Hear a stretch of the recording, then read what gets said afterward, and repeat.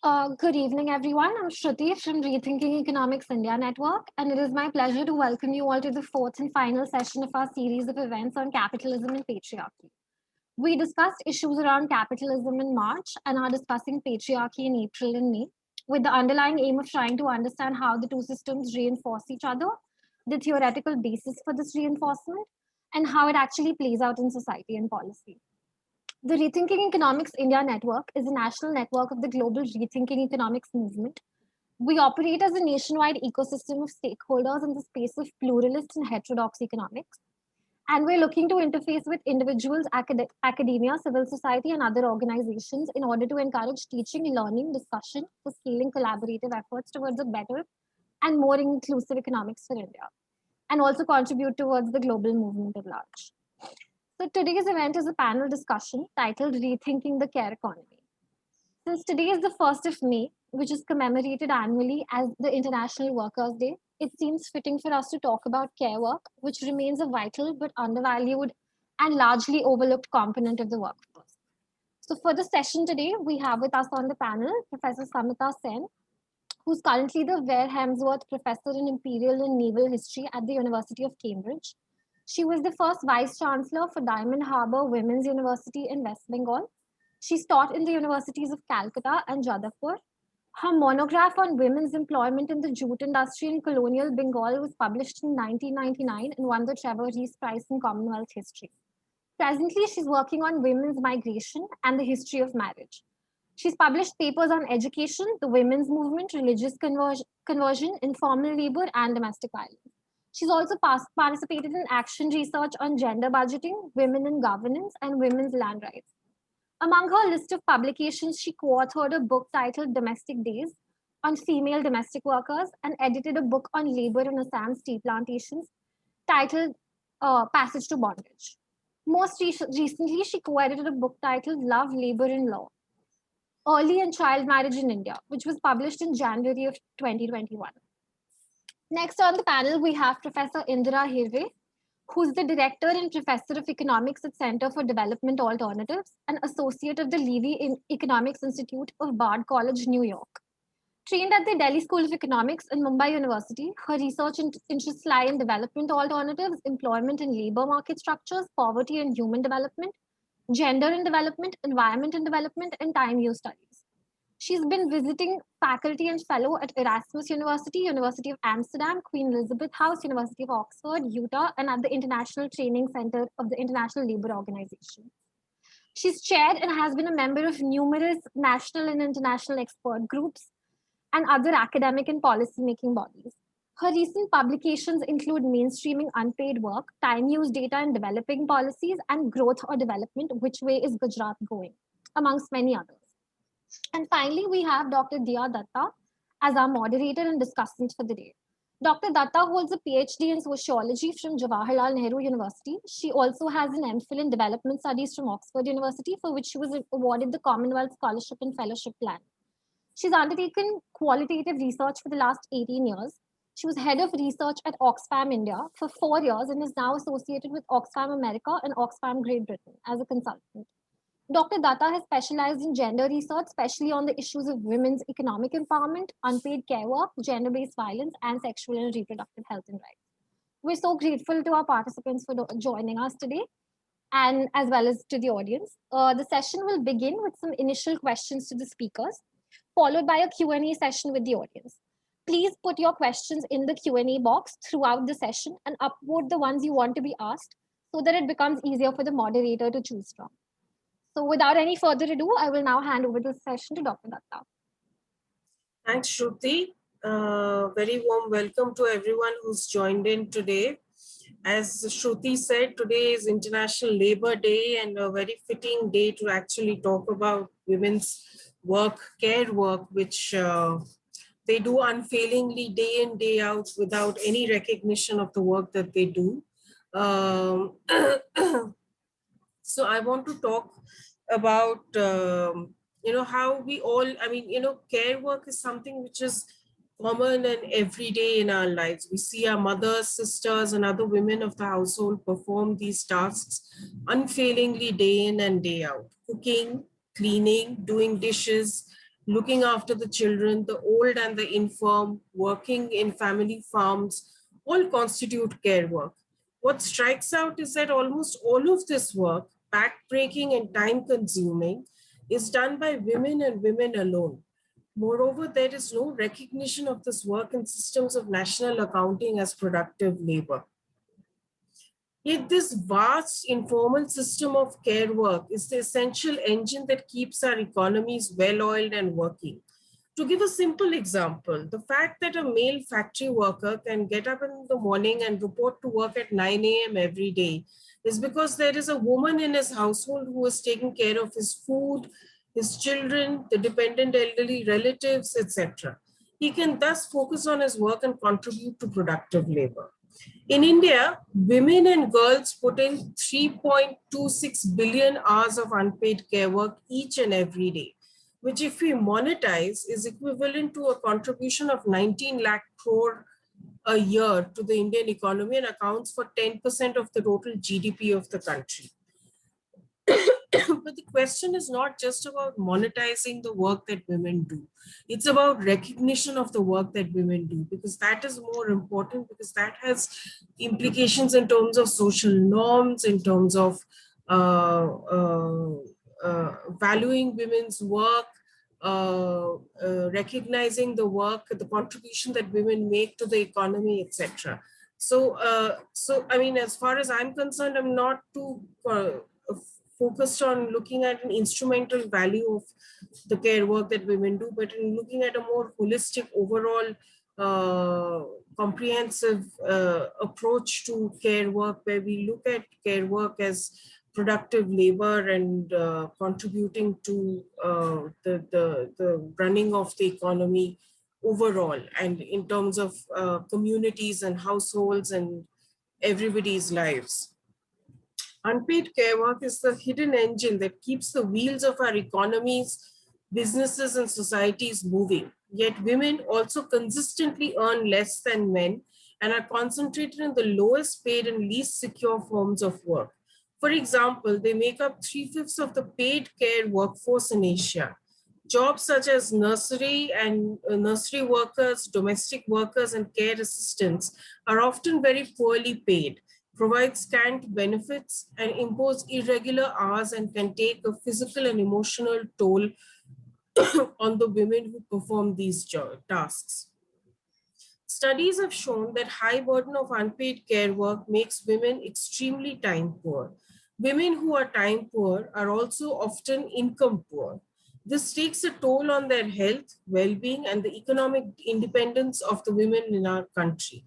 In the long run, it means that the Indian labor market is marked by low productivity. Let's look at the latest Time Use survey of 2019-20. Women on average spend 4 hours more on unpaid care work than men, and 54 minutes more on paid and unpaid work combined. What is interesting is that none of this information is new to us. Professor Jayati Ghosh back in 2012 had estimated that women outperform men in terms of time spent on total work.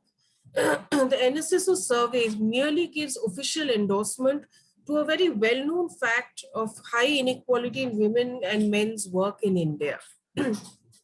Several academics and practitioners have been working on this, and I've been talking about this for a very long time. What is noteworthy though is that this time use survey comes 20 years since the last and only time use survey was conducted in India. The first step towards recognizing women's heavy burden of unpaid care work and time poverty is a robust evidence base and the availability of transparent and reliable data. While the new time use survey is a welcome step in that direction, India is far behind in generating adequate data on women's work to develop robust policies and measures to address this gender equality in labor. Today, we will hear from two leading academics from India on the issue of care economy in India.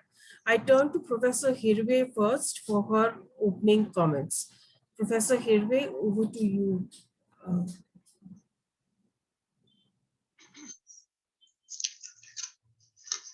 Okay, so shall I start now? Yes, please. Yeah. First of all, let me thank organizers for postponing this meeting because now I'm feeling stronger and I can speak, and I'm happy about participating in this meeting. First of all, the question is, what is care? Care is, as Nancy said again and again, it's helping other people to meet their needs. Nancy Folger. It's helping other people to meet their needs. Now, that care is something which is a care economy is a sector. The sector is responsible for taking care of the needs of the people in the economy, and the care economy or the care sector has to provide this thing. Unfortunately, care, which is a basic need of everybody, because we need that, is sometimes paid and sometimes unpaid. Paid in the sense that, for example, if they provide hospital health services in a hospital or schooling in education, school, etc., that's paid. But unpaid is at the household. Now, it could be also direct care and indirect care. Direct care could be that you provide them, give them bath, take their physical care, etc. And indirect care could be cooking, taking care of clothes and taking care of household work, etc. So that people in the household, they are taken care of. Now the question is, the most important thing I think in the care discussion is that care is organized very badly in our economy, and it is at the cost of women's interest. There are two formidable structures which are coming in the way of distribution of care between men and women. One is patriarchy, and I don't want to go into the history of patriarchy, etc., but patriarchal values are forcing women to take care of unpaid work, and the division of household work is taken care of by patriarchy. So women bear the most important burden of unpaid care in terms of participation as well as in terms of intensity of work. Thus, patriarchy has thrown women into unpaid work. As if this is not enough, there is another formidable structure which is coming in the way, and that is that the unpaid care, or what we call work outside the production boundary, is not a part and parcel of macroeconomics. That is, women's unpaid work, unpaid care has two blows. One, it is predominantly done by women, and second, it is not even visible in data because it's not a part and parcel of the macroeconomy. And that's why women suffer a lot. Let me explain why women suffer in this kind of an arrangement of care, where patriarchy and exclusion of unpaid work from macroeconomics is creating problem. To start with, unpaid work is highly unequally distributed between women and men. That is, women do not only participate more, but put in 80% up to 90% work in developing countries on unpaid work. Now, this has several implications for women's life and women's justice. First of all, this is done by not by choice, not by efficiency, but it is social construct. That means women are bound by patriarchal value to undertake this work. And when they are not taking it directly, they are supposed to take care of the organizing of the care, like what we have seen in many many high level executives, women executives who have pointed out that they are responsible for unpaid work, though they are not doing the work actually, and that responsibility is a major constraint in their growth. So this is one. Second is, whatever we say out of love or whatever, It is true that unpaid care work is repetitive and boring. It is a dead-end job. There is no upward mobility or anything like that. It's a 24-hour work, and it's a kind of time tax on women who have to consider this work as a thing which they have to do. No retirement benefits, no pension, and these women, unpaid workers, have poor exposure to outside work, and that's why they have poor opportunities in the outside economy and outside society. So all pervasive gender inequalities are rooted in this unpaid work. Next disadvantage is that because of this unpaid care distribution, labor market is very unfavorable to women. First of all, women cannot enter, and if they enter with low human capital, because that's a social norm. They enter the labor market with burden on their shoulder of unpaid work. That means they don't get equal treatment with men to start with in the labor market, and they have social values tagged to that. That means there is no mobility, or there is no kind of traveling possible to go to different places and all that, because they are bound by taking care of the household. So labor market has given us results where women are in a much inferior status than men. Next is that even though women have low labor market status, etc., it is at the macro level, it is assumed that a part of women, significant portion of women will be tied up to low productivity activity of unpaid work. That means women are tied up to low productivity work, while men have the freedom to go to any other areas and they can do anything else, which means that the division of labor between paid and unpaid work is not done by the most optimally in terms of their efficiency, in terms of their capabilities, in terms of their what they would like to do, but it is suboptimal because women are bound to do that. And so even though they have capacity, they are tied up with low productivity work. This shows that women suffer a lot, and particularly if they are 30, 40 bottom women, then they have too much a burden, and what we have discussed in elsewhere, that it creates time poverty for them, and they have no time for education, for mobility, for upward mobility, and so on and so forth. It is human rights violation outright. There is no question of it, because there is no equal opportunity to women in the economy and in the society. So it's a basic human right violation. It is inequality, basic, which is bound by structures and not by efficiency or anything. And that's why it is a kind of unjust to women. Apart from that, there is care deficiency also, because poor women cannot pay attention to this. So care deficiency, if you remember, Human Development Report had brought out a special issue and called on care deficiency in developing countries. And it had shown that women do not get enough time to take care of their children or disabled people or sick people and all that. So another consequence of this care situation is that it creates care deficiency. If children are involved in unpaid work, which are frequently done, then their future also is the cost. So there are huge macroeconomic losses in the organization of care that is happening in our economy. And that is a major issue, that it is unjust to women, unjust to economy, microeconomic loss, human right violation, unjust, unfair.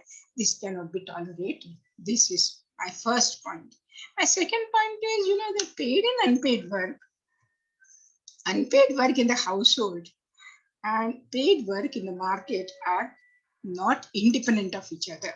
For example, at the household level, unpaid work is contributing to well-being of people in terms of goods and services, providing goods and services to people. Now, if GDP is a measure of good well-being of people, then this has to be a part of GDP. Unpaid work has to be a part of GDP. Again, human capital formation takes place in unpaid work, right from the birth of the child, taking care of his health, education, etc. So human capital formation taking place in the household is not considered human capital formation. If the child goes to school, then human capital formation starts. This is conceptually wrong. So it means that human capital formation also is another reason why care, unpaid care should be a part and parcel of the economy. Unpaid care subsidizes the private sector because private sector gets ready workers when they come for work. Tired worker, for example, goes home, he's taken care of by unpaid work, food and rest and everything, and next day he's fresh and goes there. If this cost was to be paid by unpaid work or by the private sector, then private sector would have paid much higher wages and would have had much lower profits and much lower investment. So unpaid care subsidizes the private sector. Similarly, unpaid care subsidizes the government also, because government is supposed to be providing care for the disabled, care for the sick, care for the women, children, and all those who need disabled and so on. But they are not doing it. Unpaid care is taking up this task for government, and that way they are subsidizing the government also. In short, unpaid work is privately produced public good, and it has to be a part and parcel of macroeconomics, because these paid and unpaid work are closely linked with each other, and the relationship is, of course, very dynamic, and that's why one has to include unpaid work with the paid work to create a paid work. Now the question is, how do we do this now?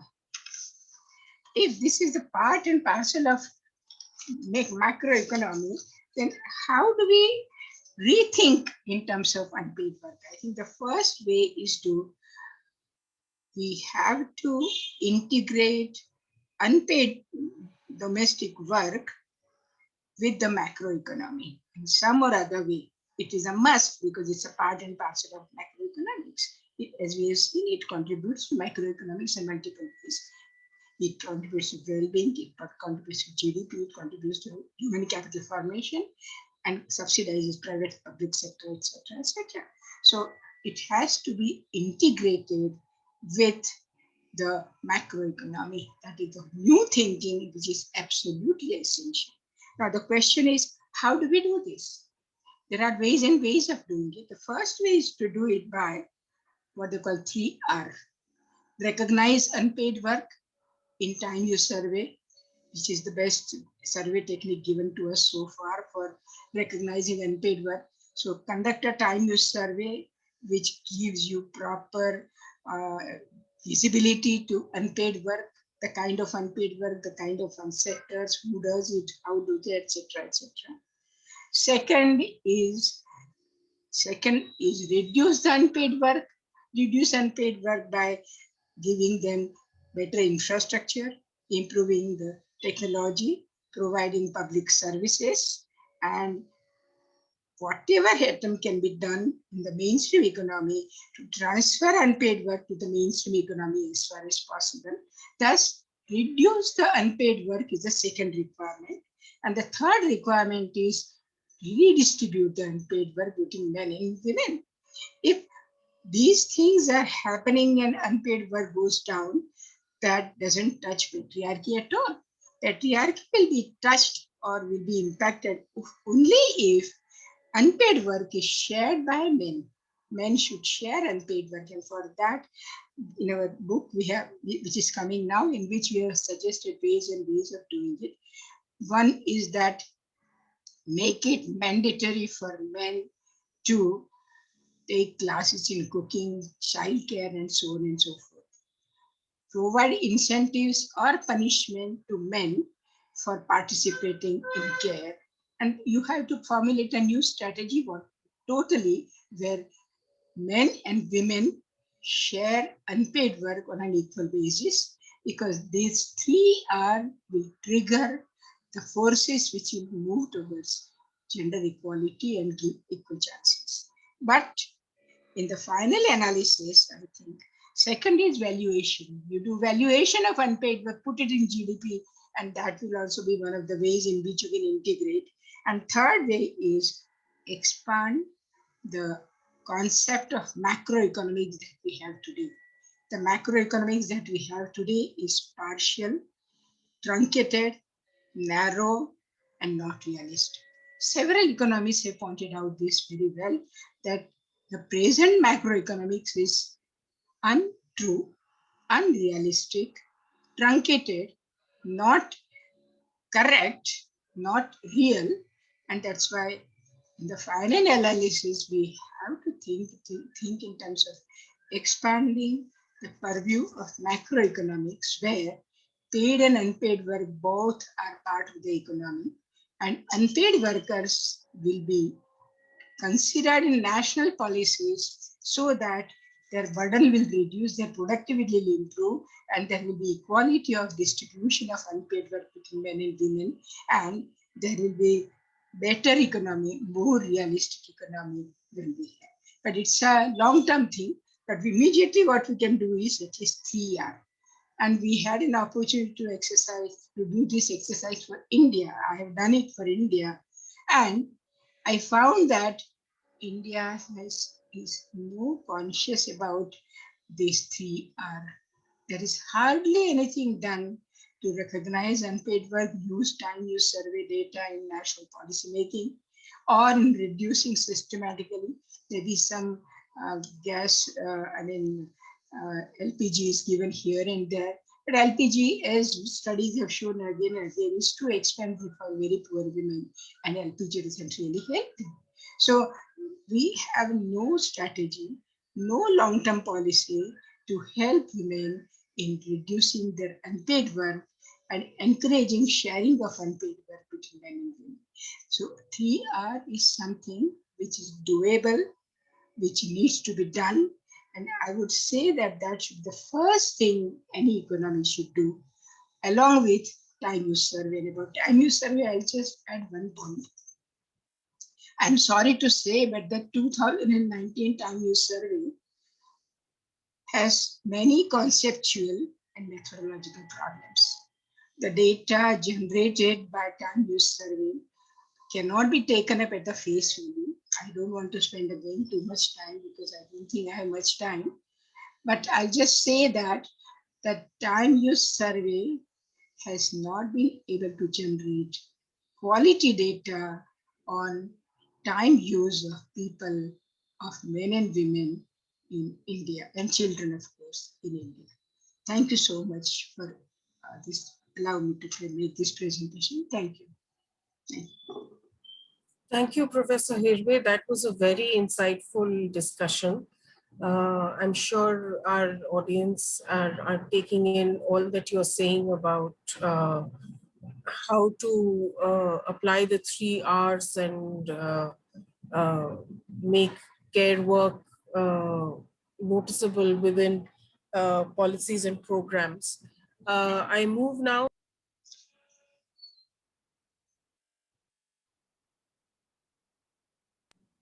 I move to Professor Samita Sen for her opening remarks, please. Thank you. Thank you. Thank you. It's a great pleasure to be here today. Though our minds are actually very much on the crisis that India is going through at the moment. And it is a crisis that is not unrelated to what we are discussing today. So maybe it is a appropriate time in which to have this discussion. My opening comments, I was asked to speak about disproportionate burden of care, in particularly the South Asian context. So I will not say anything hugely new. I'll say a few of the things that Indira has already flagged in a slightly different context, in a more longer term and historical context. So just to underline three issues from her definition of care, I would draw your attention to the fact that Nancy Folber has said in writing that she came to the term care or care work in a commonsensical way. So her definition does not claim, or her labeling description does not claim any theoretical foundations. And care relates very clearly to already well-established discussions in Marxist feminist theory about reproduction, especially social reproduction. Very recently, we now have a revival of social reproduction. For some time, care had eclipsed the social reproduction debate. In the last few, very recent few years, we have had a revival of debates over social reproduction, even some people are calling themselves social reproduction feminists. And recently hearing some discussions about or by social reproduction feminists, one point came out very clearly to me. And I think that is where the value of the term care lies. And that is that care is not actually theoretically particularly definable. Or it doesn't have any very valuable or important foundations in theory. What it is a political term. And it's a political term which, in conjunction with social reproduction theories, can actually serve feminist causes extremely well. So what we have today around the world, and today we are also speaking in the context of a phase of capitalism that is not yet fully unfolded. We don't know in what direction some of the developments in capitalism is taking us, particularly artificial intelligence and what impact it will have on the nature of work. So with this context, what theorists are posing today is a crisis in social reproduction. And the crisis in social reproduction is, of course, very primarily a crisis in care. And it is the pandemic has only served to underline. So the pandemic has not created the crisis in care. It is an already existing crisis that has been increased manifold and underlined very heavily by the pandemic. The third point I would like to say is, and this Indira has said it in much detail, but I would like to just point to the way in which the term care is a bridge between paid and unpaid work. So the paid and unpaid work is a very important binary in feminist theory.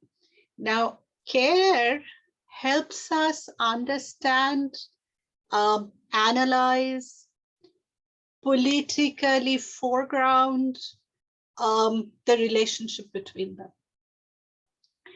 And at a layer, at a theoretical layer, along with this, what it does is to problematize what is at the basis of paid and unpaid, our very definition of paid and unpaid work, which is use and exchange value. So there is not only a question of care work, but there is also a question of how that care work relates to questions of value and value creation. So these are some of the theoretical issues that I thought I should flag before I begin to speak about the question of disproportionate burdens of care.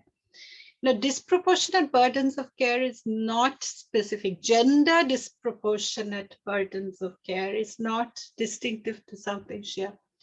It is perhaps true the world over. But this disproportion is not equal in all societies. There are varying disproportions. South Asia is, and Indira has already flagged that with numbers, so I will not labor too much on this, that South Asia has an exceptional, it's not exceptional in the developing world, but it does have a very high disproportion, globally speaking. Now, I will break this down into two issues, or three issues. First, the problem with this disproportion is that housework is for women non-negotiable. It is compulsory. It is not just a burden. It's not just that women have to do unpaid work. It is coded as Dr. Dutta has already flagged for us. It is coded in social norms. So you do it for lots of, now one of the most famous sort of phrases Nancy Folber uses is love or money. So women work for love and men work for money. So women, the distinctive issue about care work, unpaid care work particularly, is not that you do it because you have to do it. You do it because you want to do it. You love to do it. It is not in the it is not the way. The reason why it is invisibilized as work is because the workers themselves often don't regard it as work, because it inheres in the very definition of femininity. To be a woman is to be a wife and a mother. And the performance of wifehood and motherhood imbricates this labor. So it is labor that is invisibilized through role performance and through internalization of particular values of performance of femininity. And this has not, unfortunately, changed as much as it has in some other countries. In many sort of developed countries of the West, some of this household-based household division of labor, gender division of labor has, if not changed completely, has changed somewhat. The hard rock of patriarchy, as Veena Mazumdar used to call it, in the Indian case, has remained very hard and a rock. And this has not changed as much as one might have wanted it to. The second question is that my experience of ethnography shows me that the role women play in unpaid care work or unpaid household work, which it's not only care work, that's work other than care work, which is unpaid household work, the hard manual labor. And this is not undifferentiated by class and caste. We should not run away with the idea that there is homogeneity in the burden of unpaid care work, and or indeed in the division of labor in the household. So my ethnography in working class tenement areas tells me that in fact there is a very different division of labor among urban poor, for instance, even rural poor.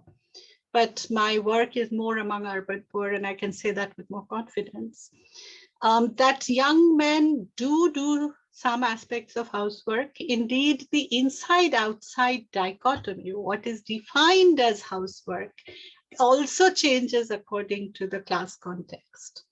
And that is an important thing, class and caste here being overlapping categories. We should keep that in mind.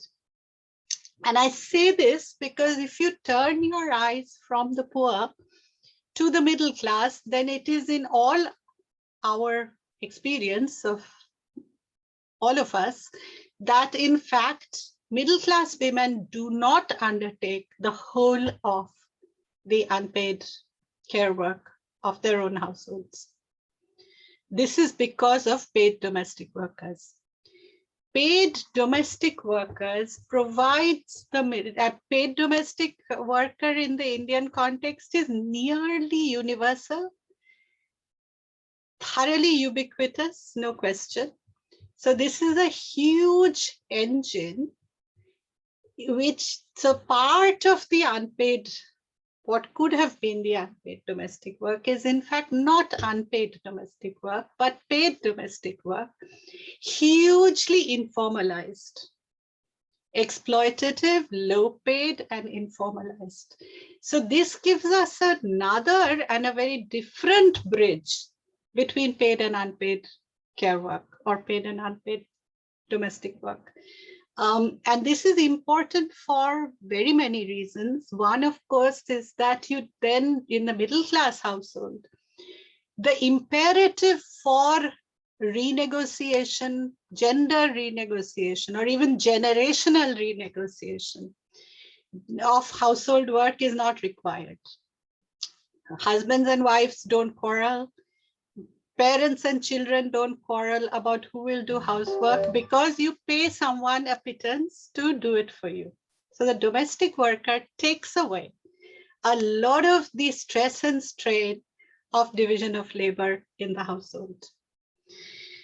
Secondly, it also means that there is another division of labor, household division of labor, and that is the division of labor between the mistress and the maid. Not just between men and women, but between the employer and the worker. And how does care figure in that division of labor? So if you employ someone to take care of your children, does that person take over the role? So what then happens to motherhood? What happens to the role performance that care work is so important to, that to which care work is so important? So how do you in fact then square femininity, definitions of femininity with care work? And my answer to that, I do have an answer. I won't go into any detail because time is short. We can discuss this. Is that middle class women transform their role performance of femininity, of motherhood, of housewifery into a managerial mode. And that managerial, so I call it mobile phone motherhood. And this managerial mode then takes, is the high ground of the performance of femininity. So often then, I would say this is the double advantage of the mistress and the double jeopardy of the maid. The maid suffers, maid doesn't get the recognition of care. It is not her femininity that is being performed when she takes care of the child of her employer. On the other hand, she has what is care deficit, which Indira spoke of. In her own household, she can't employ a domestic worker. So her children don't get looked after. So she loses both domains of care. The mistress keeps both domains of care. So there is a class as well as a gender question in the way we distribute care work. Okay. So my third set of issues, which I will do very quickly because I've already used my 15 minutes, is that there is another way to look at it. And again, Indira has flagged this already, but I will say it a little differently, which is to say that for Indian women, the way in which domesticity constructs the woman worker is also very specific. This has been noted in a lot of literature on women's work, and particularly Nirmala Banerjee's work here is very, very important. She pointed out that the Indian woman worker becomes a worker only after she becomes a mother and a wife and mother. So the Indian woman worker is typically also a mother and a wife and a mother. And of course, this is easy to understand. I mean, it's not rocket science. We have universal, compulsory, and early marriage. If the age of marriage is so low, as it was even a few decades ago in India, then clearly you don't have young women entering the labor market. You don't have young unmarried women entering the labor market. On the contrary, what happens is women marry young, they wait to have a few children, then if they need to, they go into the labor market. So what implication does this have? Not only low human capital, which Indira pointed out, it also means that every woman worker is burdened with this unpaid domestic work as wife and mother, not only as a woman in the house.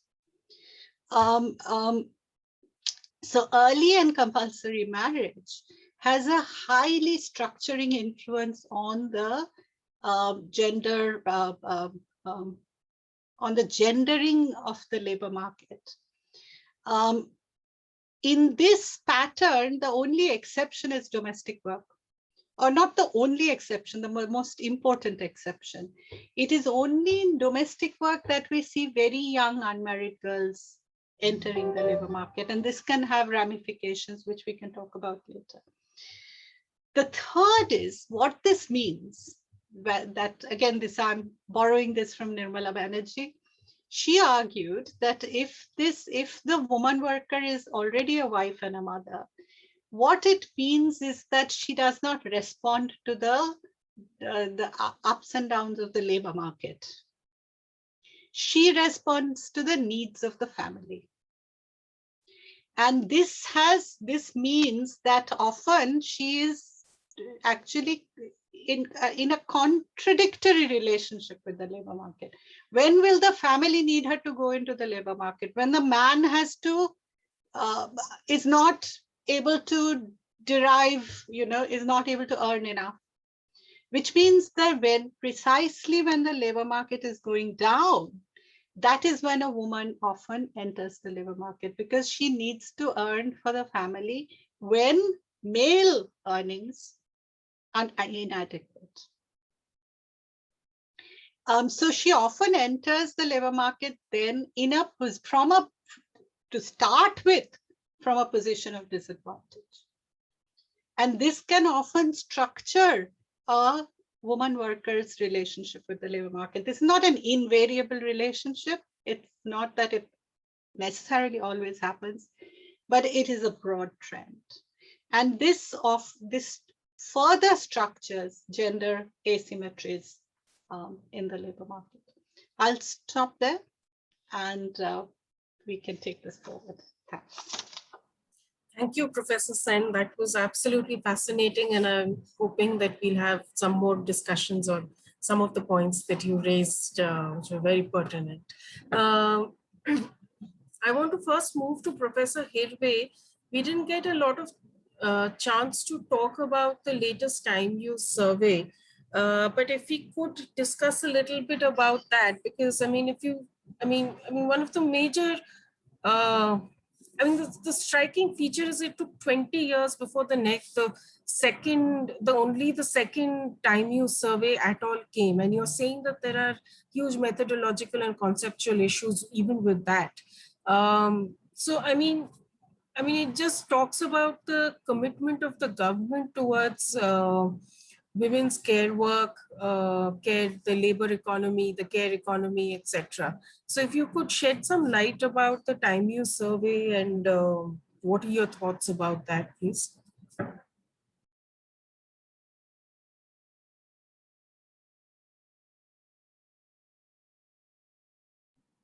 Professor Hirway, you're on mute. Can you hear me now?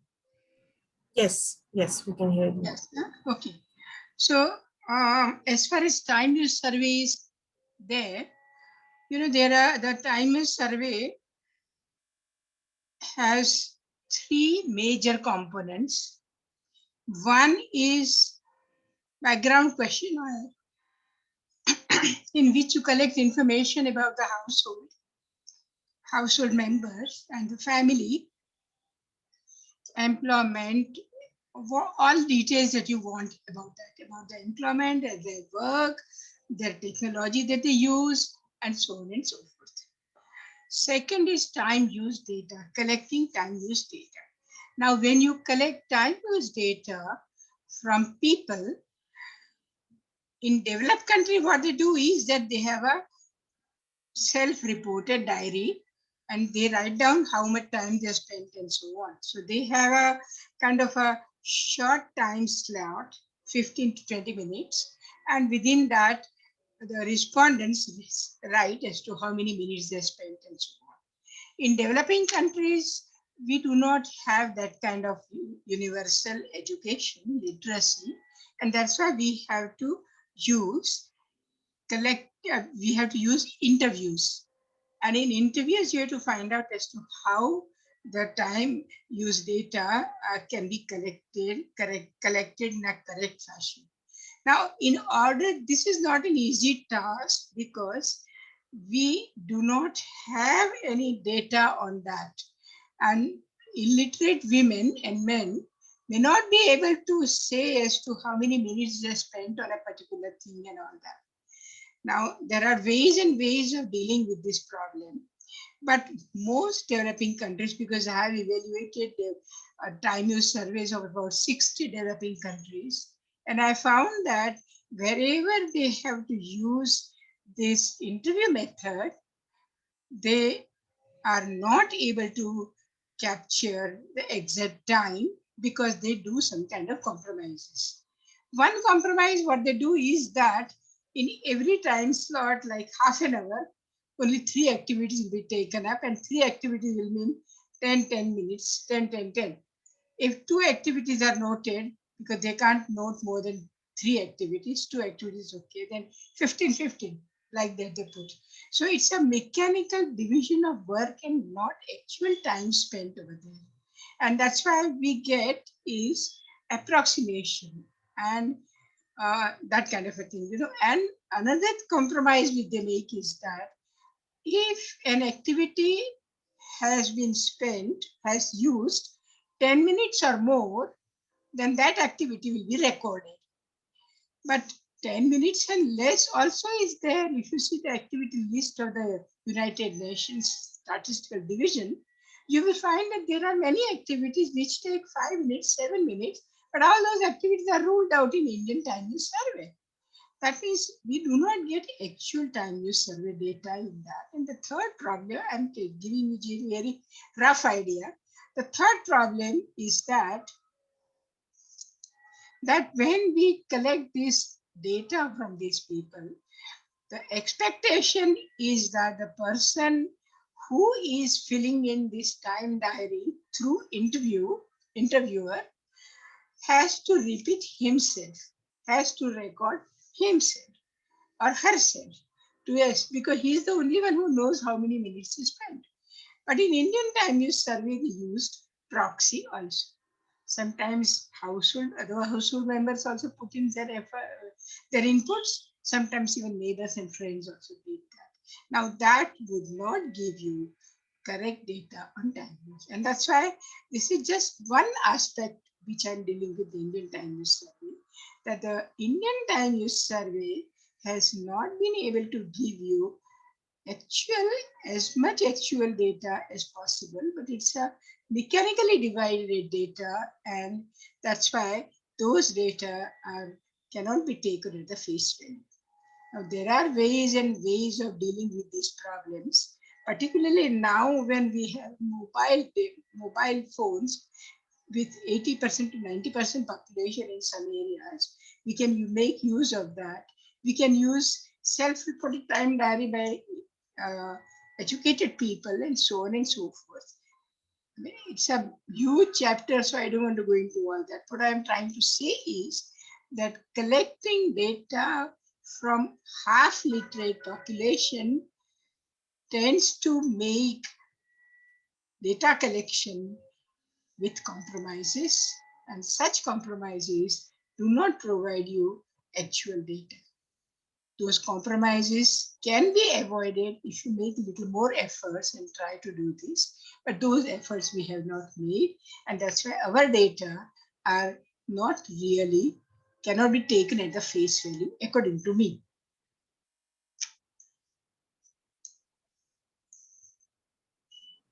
Thank you, Professor Hirway.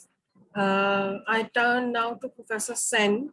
Professor Sen, you spoke about how women are like the reserve labor force, that their relation with the labor force is actually an inverse relationship with their actual focus being on their relationship with the household and the requirements of the household, which determine how women will perform in the labor market. So if you could elaborate a little bit more on that and talk some more about how this relationship works out. Well, I could say three things. One is that there is an old chestnut about women's work being supplementary. And this is, in a sense, what women, and that is not wholly untrue. There are some situations in which women do see women's own participation in the labor market is from the perspective of supplementary earning. So couple of things. One is that my own work has shown, in fact, that lower down in the, so there is a difference between class and caste divisions determine women's response to work opportunity, paid work opportunity. For poor women, who are burdened by unpaid work, whose opportunities for paid work are not very rewarding, they may in fact see the opportunity to abandon paid work as a status raising and upward mobility option. So they may in fact, if the family earnings allow it, they will give up paid work. And that is we have to understand that decision from two perspectives. One, from the burden of unpaid work, but also from the nature of paid work, which is open to them. So if the only work that is open to you is paid domestic work or construction work or work of that nature, it is not unreasonable that a woman who is able to give it up, gives it up. So that's one. The second is that when women enter the labor market in order to supplement inadequacy of male earnings, this is Ananya Roy's work in City Requiem. She argues, she calls it patriarchal failure. The failure, the expectation is that the male head of the household will provide for the family. When he fails to do it, then the woman works. And then there is also often, so there are two kinds of responses to this. You sometimes see women quite happy with that solution. They like to work. They like that little independence, their own income, the little sphere of autonomy that work gives them. But sometimes they don't. There is also enormous resentment at this patriarchal failure. So it is seen as a failure. The man's inability to look after provide for his family is seen as a failure. So when it is coded in that way, then women's work itself becomes a negative rather than a positive experience. So that's the second issue. The third issue is that if the labor market, if the woman is responding to the family's need rather than to the labor market, then, and if she's entering the labor market when it is downward, then that determines that women enter the labor market always in terms of disadvantage. So women often do work that men don't want to do. So when when you can't feed the children, women will do any work, however bad the work is, however poorly paid the work is. But men are often more rigid about what work they will do and not do. So this we have, I've done a recent survey in rural West Bengal, and I see a very clear pattern emerging. When there is no earning, the worst kind of work available in the village, women will do. So this means that women's status as workers in the labor market, then she's working, her vision is that she's working for the family. She's working in order to feed her children. That is honorable thing to do for her. But in the labor market, there is a disadvantage scripted already. So those would be the three things I would flag. Yes, thank you. Professor Hirway, if I may come back to you again, please. In your view, has India been successful in the valuation and recognition of unpaid care work? And I mean, part of that answer came from your opening remarks, but if you could elaborate on that, please. If not, what are the initial steps for us to strengthen the care economy, and should a care manifesto for India be drawn up, and what should that include? Okay. Let me first talk about care manifesto. You know, if we go for short run, care manifesto means that for India, what we need is that first recognize unpaid work. That means through time use survey. I mean, even if you assume that 2019 is a good data, the question is that time use data will give you about data on how much time who spends on unpaid work and so on and so forth. And then all the details, regional and sex and rural and everything. If you have that data, then you will be able to formulate policies as to which is the work which is a drudgery for women, for example. Then you would like to have infrastructure to stop the drudgery. So the first and foremost condition is that we should have a proper time use data to give visibility to time use work. Plus, these data must be recognized by Government of India as an important source of data and used in national policy making. That is the visibility. So the first is make it visible, first of all. And that we have not been able to do so far because our policies, as I mentioned, that we did this 3-year exercise for India, and we found that India has not been able to design a comprehensive policy on either on 3-year or on any other thing. So that is club manifesto means first recognize, then second step is reduce. And reduce, as I said, there are 4 ways of doing it.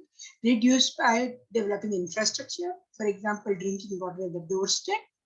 Or second could be that improve the technology, like fuel connection. Instead of that, you give them some kind of a fuel which is easily accessible to them, so that technology improvement will take place. Third could be set up public services everywhere, health services, education services, so they don't have to travel long distances. And fourth would be that large part of the services can be shifted and should be shifted to the mainstream economy. For example, universal child care or universal care with disabled. In our country, we have seen this, that disabled people do not get adequate professional care so that they are able to lead a good, happy life. That is totally lacking.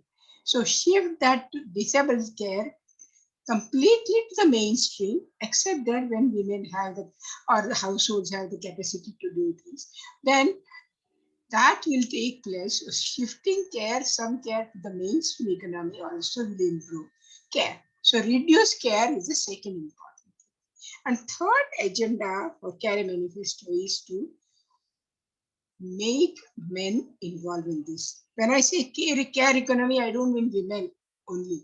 I mean men and women both. Because how care is organized is determined by men and women both. And that's why care economy talks about how much women do, how much men do, and both are involved in that. Now the question is that if unpaid care distribution is uneven, and it does not give equal opportunities to women in the labor market and in the economy, then that must stop. That care work must be shared.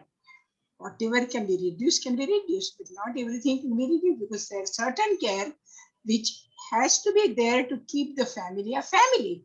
Family has to have certain major functions to remain as a family. And that care must be shared by men. And that's why when I talked about sharing this thing, I mean that ultimately, if you are talking about gender equality, in the final analysis, paid and unpaid work both will have to be shared equally by men and women. I know that today women want to get married and they don't want to do this work and they want to do this, etc. But their minds are conditioned. We have not been able to answer objectively without that conditioning as to what we want to do. You know, for example, if you see this Lean In by Shirley, which she says that whatever freedom I had, the responsibility of unpaid work always caught me. And she said that you cannot have it all because being a woman, it is your responsibility to see that unpaid work is organized well in home. So it is not that we are trying to revolutionize Indian values or social values, etc. But given the chance, let them think as to what they want to do in their life. Here it is all conditioned. If I am a woman, I have to get married, I have to have children, I have to do this, etc. But can I think of something else? Do I have exposure to the education or something to know as to what exactly I would like to do in my life? You know what Amita Sen says, lead the life that you want to lead. That needs to be asked, and that women should be able to answer.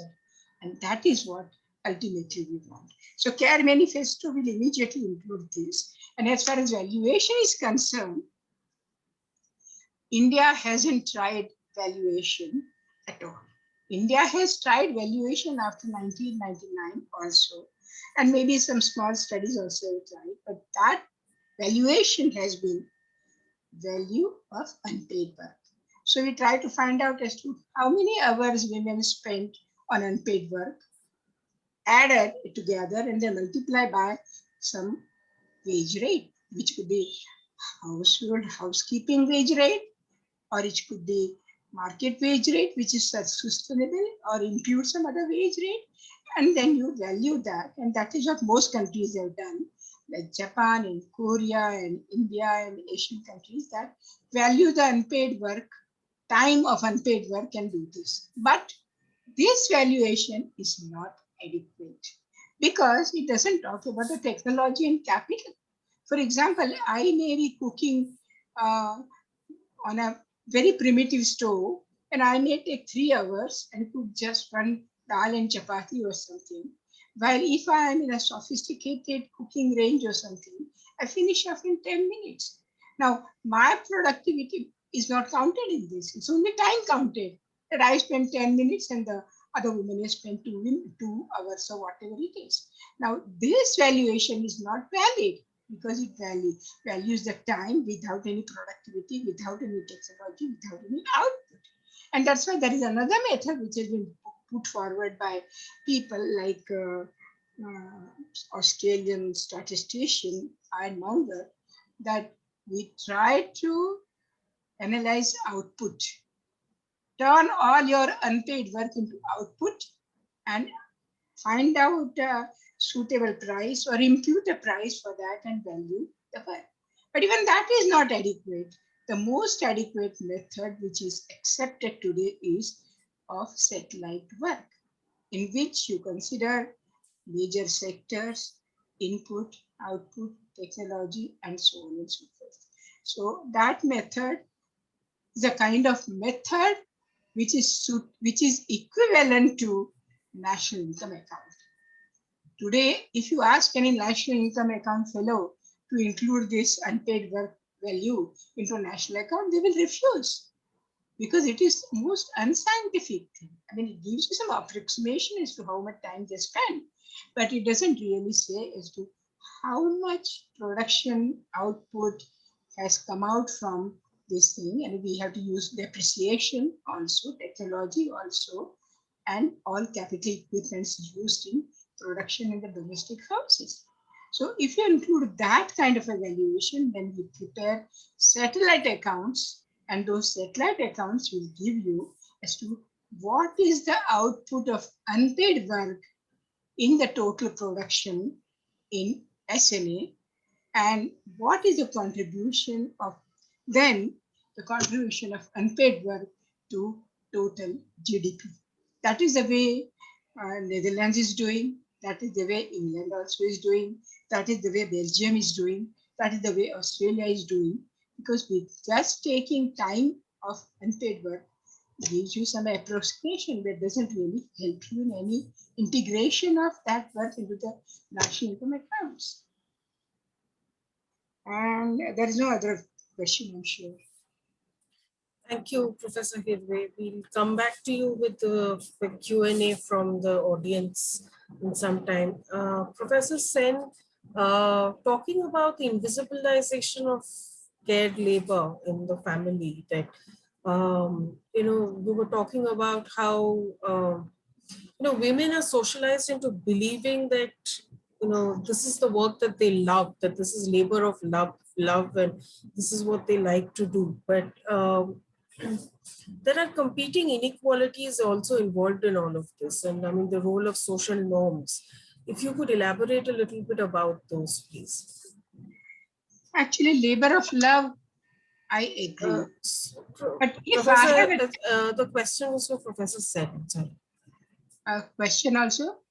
It was for Professor Sen. Oh, I'm sorry. It's okay. Yeah, there are two issues I think that one could flag in this. One is that the conditioning itself is something that should be the subject of study. And there was a question I saw in the Q&A as to how caste figures in care. I think that is a very fundamental question. I will come to it in a little bit. So the conditioning itself is differential. We should not think there is a homogeneous femininity which conditions these choices. So one is, as I was saying, that there is a history of the construction of middle-class femininity. I know this more closely in the Bengal case, but it is not untrue for other parts of the country either. That you had a specific kind of modernity in the 19th century, a particular trajectory of colonial capitalist development within which a femininity was constructed. And this femininity, the Bhadra Mohila, as it's called in the Bengal context, is a particular mix of tradition and modernity. So some traditional values mixed with some new modern, but it's also a class construct. And it is in the cusp of these two that this figure is produced. And the difference, it's argued by many historians that the Bhadralok, Chotolok divide, the middle class, lower class divide, is very strongly influenced by whether you do or don't do manual labor, which indeed borrows from an earlier caste differentiation, whether you do or you don't do manual labor.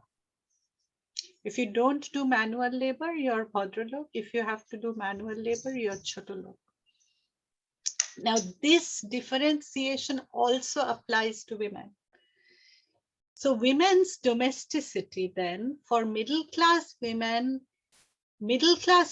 domesticity means not doing manual labor. So you divide the domain of domesticity into that which a middle-class woman does. And this is not a new thing. This has been so from the 19th century. The new activities were introduced: embroidery, interior decoration, accounting, various kinds. So education then changed the repertoire of housewifery. You did very different kinds of thing as part of housewifery and motherhood. Teaching the children. How do you teach the children if you are not yourself educated? How does that become scripted into motherhood? So these the way that the repertoire of the housewife or the repertoire of the good mother has been changing historically. One is class and caste differentiated too, right? So now it is the repertoire itself then is very closely related to the question of the performance of femininity. And one very important aspect of the performance of femininity is this element of care.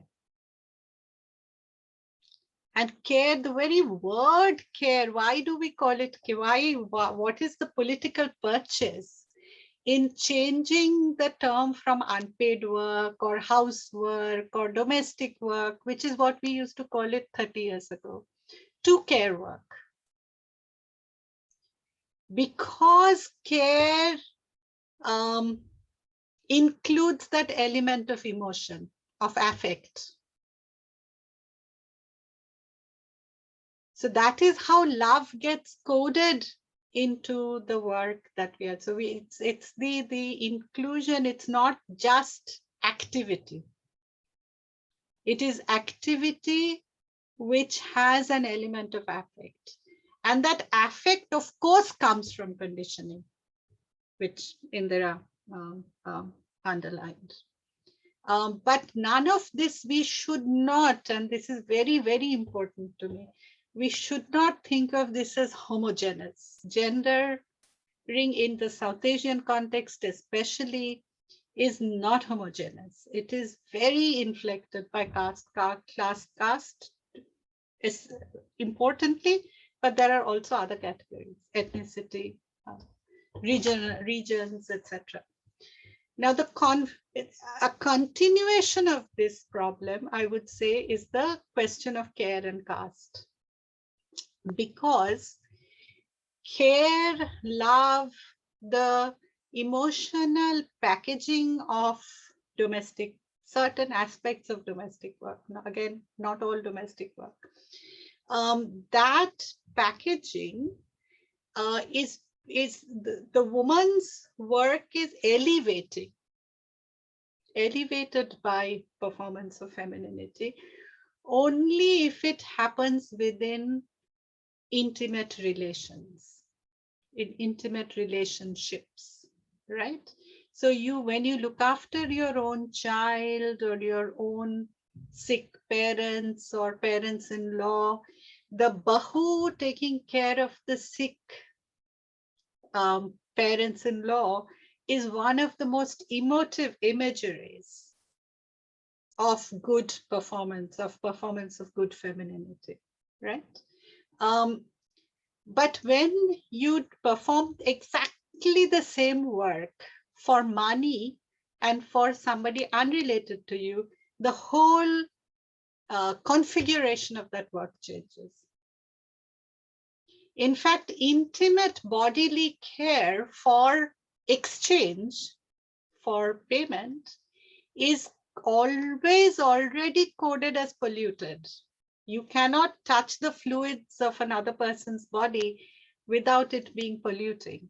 So care within that context is hugely imbued in caste, which is why somebody asked the question of health work, which is why nursing care in our country has such a long, deep inescapable relationship with caste.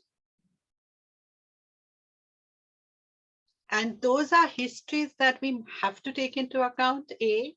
And B, my big takeaway from these discussions would be that we cannot apply categories like care without further examination, without contextualization in the Indian context. The term care and its political value, its political thrust, was evolved in other contexts. So when you import concepts like this, we have to see exactly, what are the complications, what are the complexities in these terms when we apply them to our social world. Thank you, Professor Sen. I'm going to now turn to the Q&A questions that are coming in. Professor Hirway, this is a question for you, I think. Is that how can we build into the ideology of getting men to adopt into unpaid care-based services and practices? Does economics have a bigger hand here or sociology does?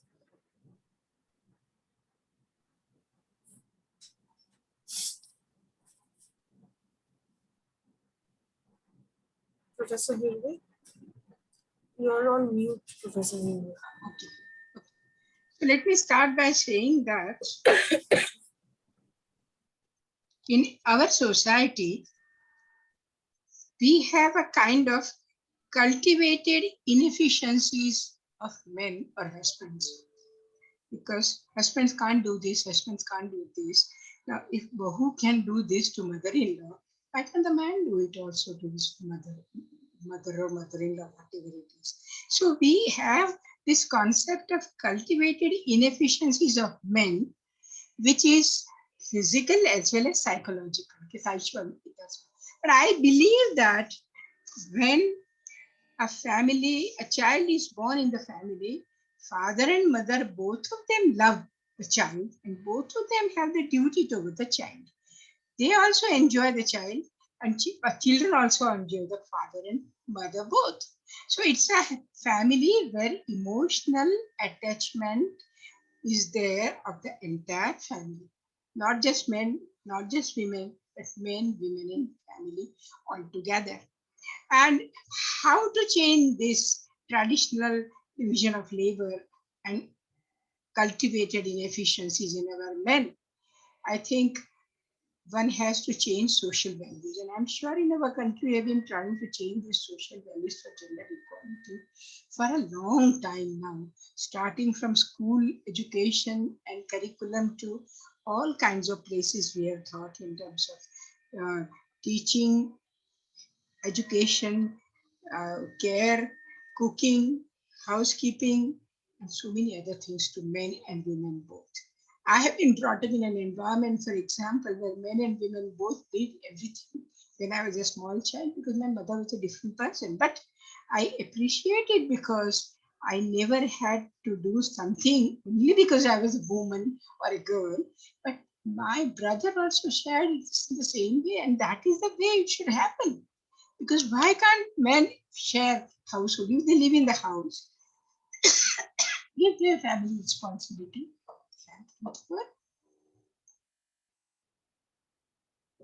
This can be done by special training.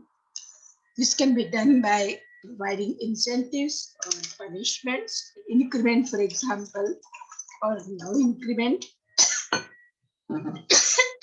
In our paper, we have elaborated a lot on this. But there is a need to have sharing of father, mother, and children into family love. That is what is ultimately needed.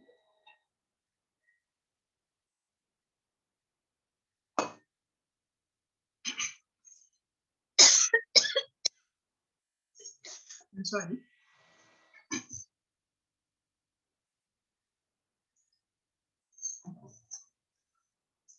So done from my side. Is there anything else we have to do now? Okay, thanks, Professor Hirway. We'll come back to you with some other questions. Uh, Professor Sen, I'm doing a little random here, not going in sequence. But there's one question which is asking that very often employed middle class women experience guilt about not giving time at home, which most of them acknowledge has come from their conditioning as women. What do you have to say regarding that? Because you spoke about how, you know, they like the mobile mothers who manage things. So what is the dynamics going on with employed middle class women? Yeah, I mean, there are two or three things one could say here. One, of course, I would thoroughly agree with what the questioner says, that guilt at neglect of housework is obviously a conditioned response, because it comes from the presumption that it is the woman's responsibility. If a man is employed, why doesn't he feel guilt about um, uh, uh, um, what he's missing in terms of household work? So the fact that women feel guilt and men don't is itself a conditioned response. So that's number one. Number two, um, it is often important for women. So this is what I was saying in terms of performance of femininity. It is often important for women to be in control of certain aspects of what is happening at home. And in the South Asian context, that is very often tied to childcare. I think motherhood perhaps is one of the most commanding ideologies in our society. And women do respond extremely sharply, very devotedly to that ideology.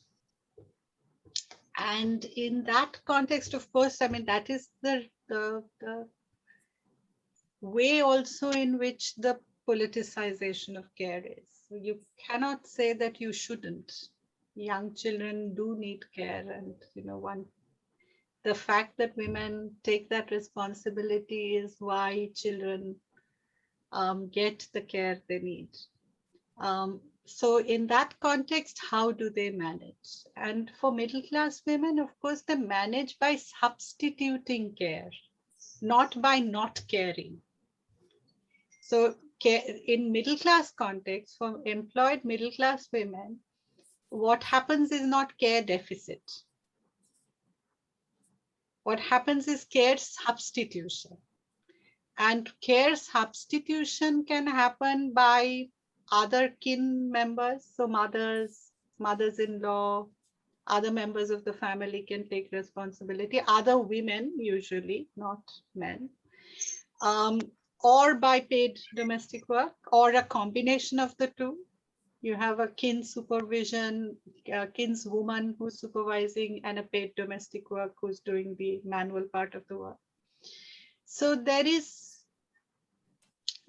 usually substitution, but even so, even after the best substitution, I have known children looked after, one child being looked after by 3 or 4 adults, one full-time domestic worker, one grandmother, one this, one that, and still the woman feels guilt. And that is not a guilt that anyone can do anything about, because that guilt is a guilt of, if I don't do it myself, then I feel guilt, because norms, societal norms say the mother has to take care of the child herself.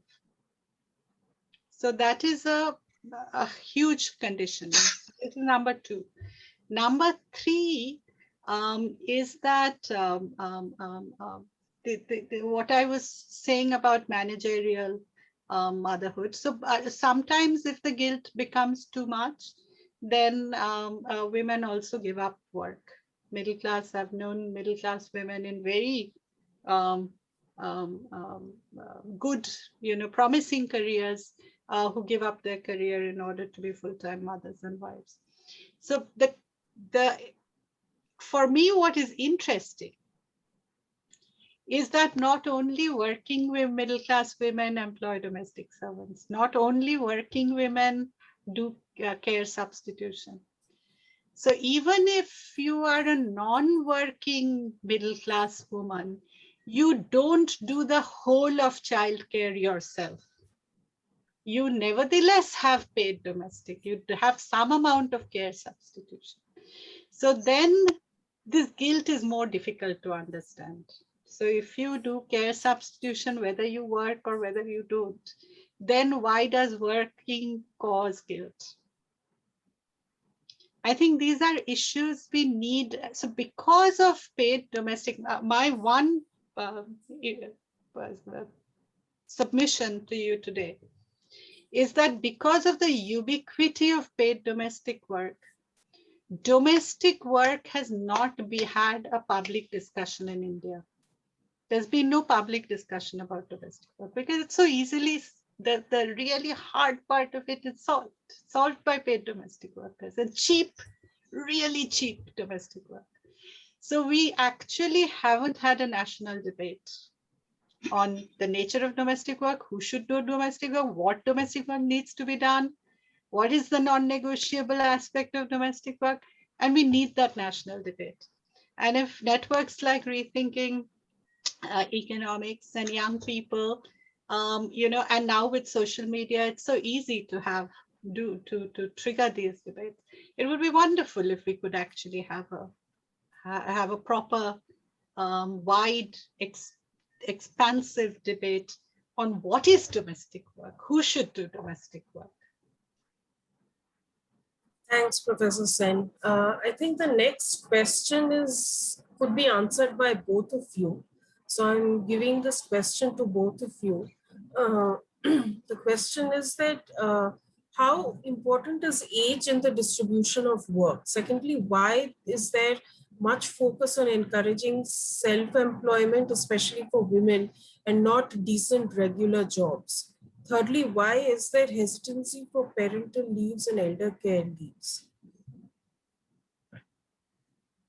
Professor Hirway, do you want to go first? Can you just repeat the question? Yeah, so the question, it has three parts to it. The first part is how important is age in the distribution of work?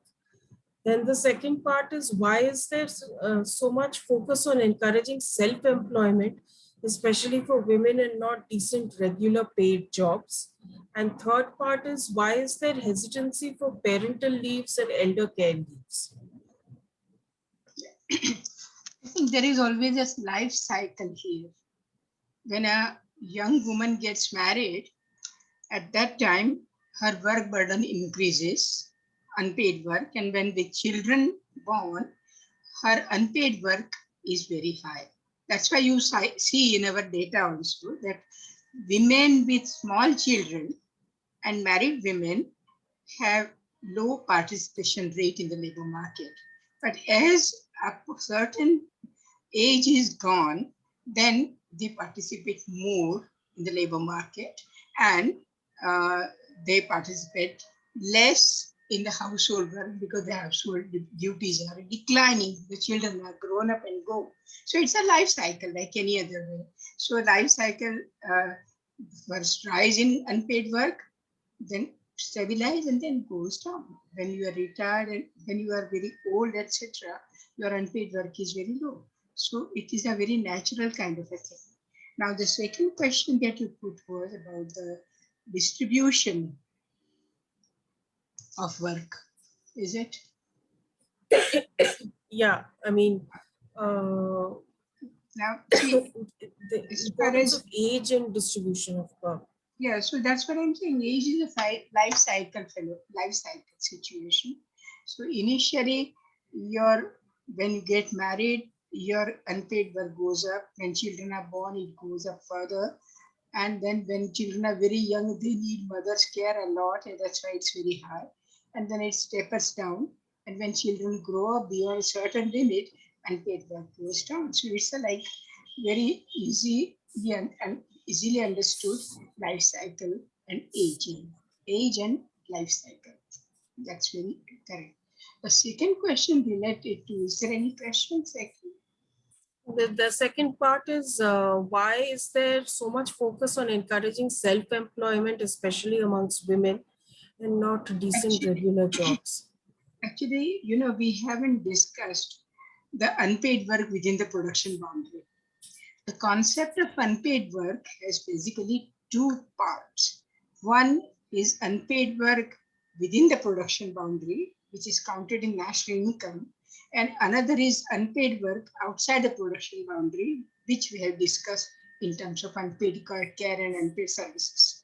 Now, within the production boundary, women are engaged either as unpaid family workers, contributing unpaid workers, or in terms of doing some kind of subsistence work, producing something or kitchen garden and those kind of things, or they do free collection of goods like collecting fuel, fodder, water, and so on and so forth, or they do self-employment. Now, these are only because in the in the economy, women, women have to share unpaid work. Like in economy, uh, outside production boundary, women are forced to do unpaid work. Similarly, within the production boundary also, women are forced to do these things because the patriarchy demands that way. And that's a patriarchal division of labor within the labor market is such that women are left with these kind of activities.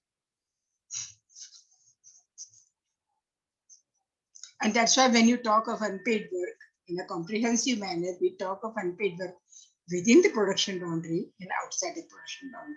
The ILO's latest concept of work conceptual framework of work talks about two kinds of unpaid work within the production boundary and unpaid work outside the production boundary. And both can be both can be given proper visibility through time-use survey. Thanks, Professor Hirway. Professor Sen, would you also like to respond to this question, this set of three questions?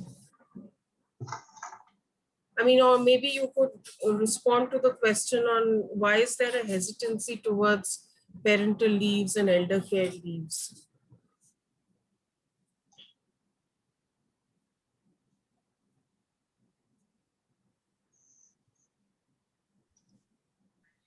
I would say that there isn't that much hesitancy towards parental leave. In fact, I would say that compared to many other demands from the labor movement or women's movement, maternity leave is something that has been granted and improved recently. And there is also paternity leave in some sectors. And now we have another sort of set of parental leaves in some sectors. I know in the university, higher education sector, for instance, you do have parental leave. The question is twofold. One is that parental leave applies, these leaves, maternity and parental leaves, apply only to a very small nucleus of the formal sector and leaves the vast majority of workers out of its ambit. So that its value then is, and it is, these things are, there are many political issues one can raise. Since today is May Day, the privileges of the formal sector in our country in comparison to the exploitation in the informal sector should be at the heart of any discussion about work, in my view. So that is one set of issues.